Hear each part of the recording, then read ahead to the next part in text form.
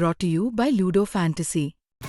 Roll the dice, make your move और अपनी किस्मत बदलो. Download Ludo Fantasy now.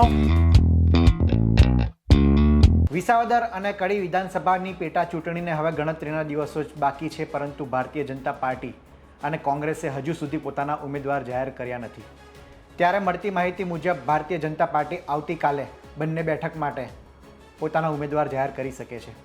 Visavadar બેઠકની વાત કરીએ તો ભારતીય જનતા પાર્ટીમાં જેનું સૌથી વધુ નામ ચર્ચાતું હતું તે છે ભૂપત ભાયાણી.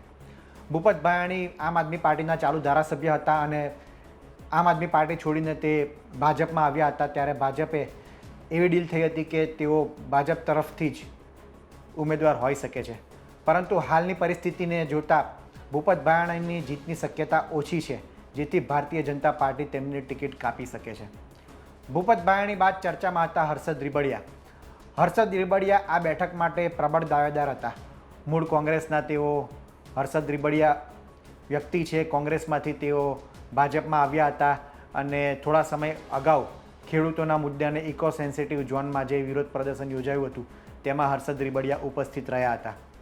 આ બાદ હર્ષદ રીબડિયાની ટિકિટ આપવાની શક્યતા ઓછી બની હતી. ત્યારે હવે હર્ષદ રીબડિયાની પણ ભારતીય જનતા પાર્ટી ટિકિટ કાપી શકે તેવા સમાચાર સામે આવી રહ્યા છે. ત્યારબાદ સૌથી વધારે ચર્ચામાં ચહેરો જે છે તે છે કિરીટ પટેલ. કિરીટ પટેલને ભારતીય જનતા પાર્ટી ઉમેદવાર બનાવે તેવી શક્યતા રહેલી છે. કિરીટ પટેલ પાટીદાર વ્યક્તિ છે. વિસાવદરમાં તેઓ કોઈ વિવાદિત વ્યક્તિ નથી, વિવાદ વગરની વ્યક્તિની છબી ધરાવે છે.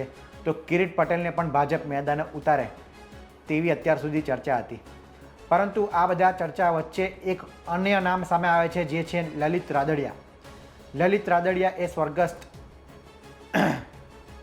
સ્વર્ગસ્થ વિઠ્ઠલ રાદડિયાના પુત્ર છે અને જેતપુરના તેઓ વતની છે.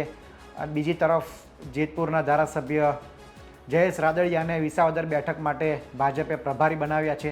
ત્યારે અત્યારે શક્યતાઓ એવી ચર્ચાએ જોર પકડ્યું છે કે લલિત રાદડિયા વિસાવદર વિધાનસભાની પેટા ચૂંટણીના ભાજપના ઉમેદવાર હોઈ શકે. લલિત રાદડિયાએ રાજકોટ સહકારી બેંકના તેમાં અધિકારી ચેરમેન છે અને બીજી તરફ તેઓ જયેશ રાદડિયાના ભાઈ છે અને જયેશ રાદડિયાને જ ભાજપે પ્રભારી બનાવ્યા છે વિસાવદર બેઠક માટે. એટલે કે ખેડૂતોમાં પણ તેઓ પકડ બનાવી શકે છે અને એક ચહેરો માની શકાય તેવો છે. તો લલિત રાદડિયાને પણ ભાજપ વિસાવદરથી મેદાને ઉતારી શકે છે. અન્ય એક ચર્ચાએ જોર પકડ્યું છે કે આ બેઠક માટે ભાજપ પ્રશાંત કોરાટને જવાબદારી સોંપી શકે છે. એટલે કે પ્રશાંત કોરાટને મેદાને ઉતારી શકે છે. પ્રશાંત કોરાટ એ ભારતીય જનતા પાર્ટી યુવા મોરચાના ગુજરાતના પ્રદેશ અધ્યક્ષ છે અને જેતપુરમાં તેઓ પણ જેતપુરમાં જ આવે છે. જેતપુરથી તેઓ વરિષ્ઠ નેતા જે ભાજપના હતા તેમના પિતાનું નિધન થઈ ચૂક્યું છે અને તેઓ રાદડિયા જૂથ અને કોરાટ જૂથ વચ્ચે વર્ષોથી એક વિવાદ ચાલી રહ્યો હતો, પરંતુ હવે આ જૂથબંધી ઓછી થઈ ગઈ હોય તેવું લાગી રહ્યું છે. કારણ કે જેતપુરથી જયેશ રાદડિયા ધારાસભ્ય બને છે અને પ્રશાંત કોરાટને પક્ષમાં જવાબદારી સોંપવામાં આવે છે. તેઓ ભારતીય જનતા પાર્ટી યુવા મોરચાના અધ્યક્ષ છે. ત્યારે પ્રશાંત કોરાટની પણ નામ અત્યારે ચર્ચામાં છે કે પ્રશાંત કોરાટને પણ ભાજપ મેદાને ઉતારી શકે છે. પરંતુ પ્રશાંત કોરાટની શક્યતા એટલે ઓછી લાગી રહી છે કારણ કે ભારતીય જનતા પાર્ટીએ જયેશ રાદડિયાને વિસાવદર બેઠક માટે પ્રભારી બનાવ્યા છે. એટલે કે વિસાવદર બેઠક જીતાડવા માટે જયેશ રાદડિયાને જવાબદારી સોંપી છે. ત્યારે પ્રશાંત કોરાટ એક ટાઈપનો જૂથવાદ જે જેતપુરમાં ચાલી રહ્યો છે તેને જોતાં એવું લાગે છે કે પ્રશાંત કોરાટનું નામ અત્યારે ચર્ચામાં છે, પણ તેની શક્યતા ઓછી છે કે ભાજપ તેને ટિકિટ આપે. ત્યારે હવે 1-2 દિવસમાં નામ જાહેર થઈ જશે, કારણ કે ઉમેદવારી ફોર્મ ભરવાનો 2 તારીખે 2 જૂનને છેલ્લો દિવસ છે. એટલે કે ત્યાર સુધી ભાજપ અને કોંગ્રેસના ઉમેદવાર જાહેર થઈ જ જશે. ત્યારે આવતીકાલે ભાજપ પોતાનો ઉમેદવાર જાહેર કરે તેવી શક્યતા રહેલી છે.